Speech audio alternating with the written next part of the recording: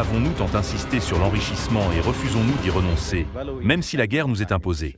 Parce que personne n'a le droit de nous dire ce que nous devons ou ne devons pas avoir.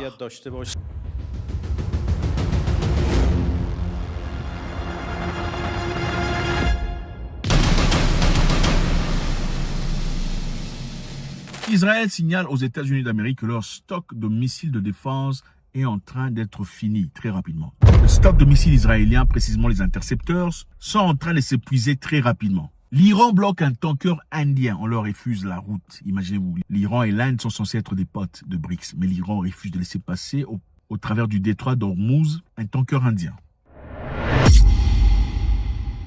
Victor Bondarev, un général russe, vient d'accuser directement Washington, disant que les missiles et les drones qui ont récemment frappé l'Arabie Saoudite et le sultanat d'Oman n'ont pas été lancés depuis l'Iran, mais ont été lancés depuis le porte-avions américain USS Abraham Lincoln. Donc arrêtez d'accuser l'Iran. C'est vrai que l'Iran a frappé quelques fois, mais cette fois-ci, ce n'était pas l'Iran qui a frappé. C'est les Américains qui ont frappé avec des drones dans l'objectif d'essayer d'accuser l'Iran dans cette histoire.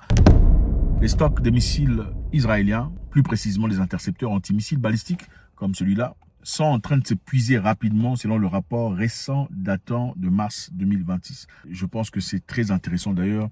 Ce qui se passe actuellement, Israël a informé les États-Unis cette semaine qu'il est en pénurie critique d'intercepteurs de missiles balistiques comme ceux du système Arrow, David Sling. Alors, les intercepteurs, vous connaissez ce que c'est. Quand on tire des missiles d'attaque de croisière, balistiques et tout le bazar, il y a des missiles intercepteurs qui sont tirés pour aller évidemment éclater les missiles d'attaque en l'air. C'est un système très avancé pour lequel les Israéliens sont célébrés. Mais là, ils informent aux Américains que les intercepteurs sont en train de s'épuiser très rapidement. Aux frappes continues de l'Iran. L'Iran envoie des essaims, des drones, pour déranger ce système de défense, pour tirer gratuitement, pour enfin épuiser ce système de défense, pour permettre leurs missiles de croisière finalement d'atteindre leurs objectifs. Maintenant, je vous rappelle ici que les drones iraniens ne coûtent que 25 000 $ au maximum. Et les missiles anti-aériens ou les missiles de défense, les intercepteurs, coûtent jusqu'à 2 millions de dollars le tir. Ça coûte cher et ça prend du temps pour en produire. Ça, ce n'est pas une information qu'on a tirée de toutes pièces. C'est une information confirmée par des services israéliens eux-mêmes. Donc des services fiables comme Semaphore, Time of Israel, Middle East Eye, CNN et d'autres sur des bases officielles américaines anonymes. Pourquoi ce sont des informations crédibles? Parce que, je sais, vous n'aimez pas CNN, mais quand il s'agit de parler de ce genre d'histoire, c'est des histoires intérieures pour lesquelles ils connaissent. Donc le contraire ne peut pas être correct. Le conflit, évidemment, on connaît ce que c'est. L'escalade a commencé au mi-février. Déjà affaibli le stock, en effet, suite à la guerre de 12 jours, parce qu'ils ont combattu contre l'Iran pendant 12 jours. Ils avaient déjà épuisé le stock. Maintenant, suite à cette attaque qu'ils ont fait récemment, pensant qu'ils auraient écrasé l'Iran très rapidement, ça prouve que la préparation vaut mieux que l'attaque. Et c'est très dangereux. Les barrages des missiles iraniens, y compris les ogives, à fragmentation, des cluster bombes comme celui-là. Vous voyez, c'est un missile tiré, mais ça se décompose, ça va en plusieurs pièces. Chaque interception coûte très cher, donc des millions de dollars par missile. Et ça devient très difficile pour Israël. Si l'Iran, par exemple, en ce moment-ci, maintient ou intensifie les tirs, même à quelques missiles par jour, le stock pourrait très rapidement atteindre un niveau critique. Au jour ou dans quelques semaines, forçant ainsi deux choix, soit prioriser la protection des villes et des bases américaines ou risquer des percées par l'Iran. Dans les cas des États-Unis, ils n'ont pas le même contexte parce que les Américains ont plus de stocks en retour. L'Iran aussi, les amis, aurait vu ses stocks diminuer jusque-là. D'après certains rapports, on dit qu'ils tirent régulièrement. Récemment, ils ont tiré moins de 70% comparé à la façon dont ils tirent. Alors on se pose beaucoup de questions. Est-ce que c'est parce que l'Iran n'a plus de missiles ou des éléments d'attaque, ou bien c'est parce que l'Iran essaie de conserver un peu sa force, pour pas tout épuiser? Point d'interrogation. Victor Bondarev, cet homme ici, un Russe affirmé, vient d'accuser directement Washington que les missiles et les drones qui ont récemment frappé l'Arabie Saoudite et le sultanat d'Oman n'ont pas été lancés par l'Iran. D'après lui, ils auraient été tirés depuis le porte-avions, celui-ci, USS Abraham Lincoln, la 5e flotte dans la Golfe Persique, près des eaux internationaux adjacentes à l'Iran. Alors, c'est une très forte accusation, disons que les Américains sont en train de mentir, bien que l'Iran ait reconnu à plusieurs reprises avoir frappé ces pays. Il y a aussi des drones qui ont été frappés, mais qui ne sont pas venus de l'Iran. Ce sont des opérations false flag. Le but de l'opération, sous false flag, faux drapeau, C'est pour camoufler l'attaque et blâmer l'Iran, blâmer Téhéran, afin de pousser l'Arabie Saoudite et Oman à rejoindre les États-Unis comme l'Iran dans le conflit. L'Iran, je vous rappelle, à travers son ministre des Affaires étrangères, a discuté avec toutes les autorités et ses homologues dans tous les pays du Golfe, leur disant « Ce n'est pas vous que nous attaquons, vous êtes nos frères ».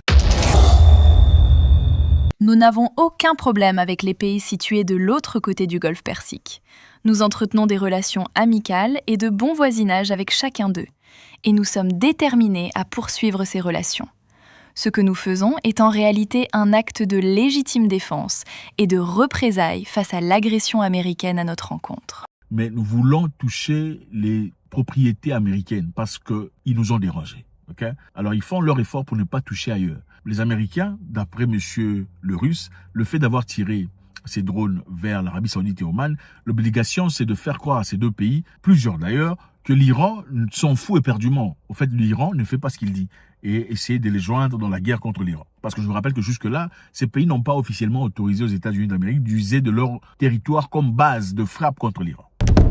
L'Iran a effectivement bloqué de nombreux tankers jusque-là, les amis, ça ne passe pas. Le détroit d'Ormuz est bloqué depuis quelque temps. C'est très sérieux. D'ailleurs, ceux qui ont essayé de forcer leur route ont été bombardés et détruits complètement comme celui-ci. Alors, donc jusque-là, il faut se rappeler que 20 à 30% de pétrole mondial passe à travers le détroit d'Ormuz. C'est très important. À ce que nous recevons aussi ici, l'Inde a demandé une exception. Donc, l'Inde, désirant du pétrole, voulait urgemment que l'Iran l'autorise à faire passer ses tankers à travers le détroit d'Ormuz. Comme l'Inde et l'Iran, je vous rappelle, sont des amis chez BRICS, l'Iran aurait refusé. On a fait aux Indiens attendre pendant plus de 48 heures pour leur laisser passer. Pourquoi? Parce que l'Inde, évidemment, je vous rappelle, il y a quelque temps, a fait des exercices avec l'Iran et d'autres pays, chez eux, des exercices militaires maritimes. Après cet exercice militaire maritime, le bateau iranien de guerre a commencé à quitter le territoire indien maritime et s'est pointé vers le territoire des eaux internationales. Qu'est-ce qui s'est passé ensuite? L'Inde a transféré les informations du bateau iranien aux Israéliens. Comment ça? Puisque depuis un temps, l'Inde et Israël ont signé un contrat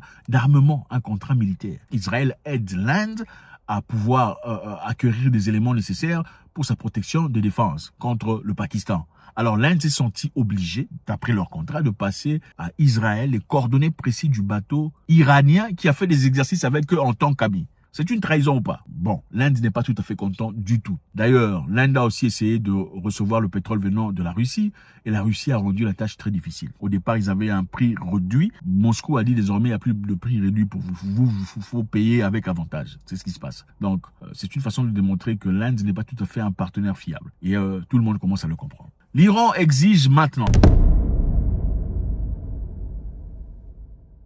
L'Iran exige désormais l'achat de pétrole en yuan chinois. Donc, si vous voulez acheter le pétrole au détroit d'Ormuz, vous voulez que votre tanker passe à travers le détroit d'Ormuz, il faut acheter votre pétrole en yuan au lieu de dollars américains.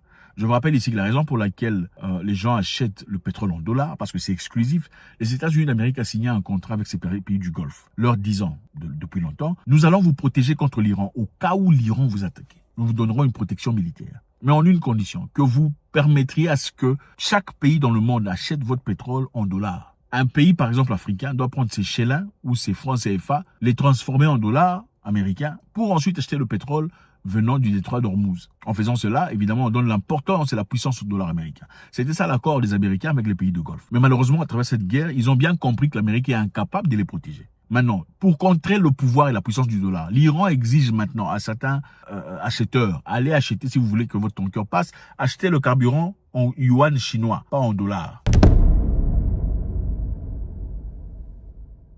L'objectif, c'est accélérer la dédollarisation, affaiblir le pétrodollar, renforcer le lien avec la Chine, plus gros acheteur de pétrole de l'Iran, et punir les pays qui soutiennent les sanctions américaines. Si appliqué, évidemment, qu'est-ce qui va se passer? Cela forcerait les acheteurs, y compris potentiellement l'Inde, qui importe beaucoup de pétrole via l'Ormuz, à payer en yuan pour obtenir le passage. Voilà ce qui se passe, les amis. Les stocks de missiles israéliens apparemment commencent à s'épuiser. Ils l'ont confirmé à travers leur propre plateforme. Ce n'est pas du n'importe quoi. Un commandant russe confirme que les frappes des drones sont venues du porte-avions américain et pas de l'Iran. Certains frappent de drones, évidemment. C'est dans l'objectif d'accuser l'Iran des choses inacceptables. Un tanker indien a été forcé de ne pas passer pendant un temps. On leur a fait attendre pendant 48 heures pour leur montrer évidemment un message très évident. Faites-moi savoir ce que vous en pensez. C'est toujours avec beaucoup de plaisir. God bless.